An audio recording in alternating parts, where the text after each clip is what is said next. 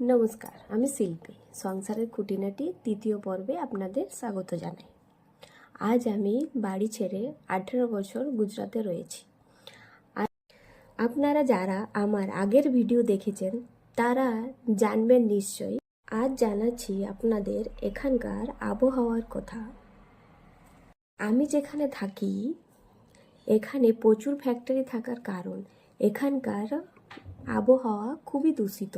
বিভিন্ন কোম্পানি আর কেমিক্যাল বাতাসে মিশে রাতের দিকে কেমন যেন অস্বস্তিকর পরিবেশের সৃষ্টি করে।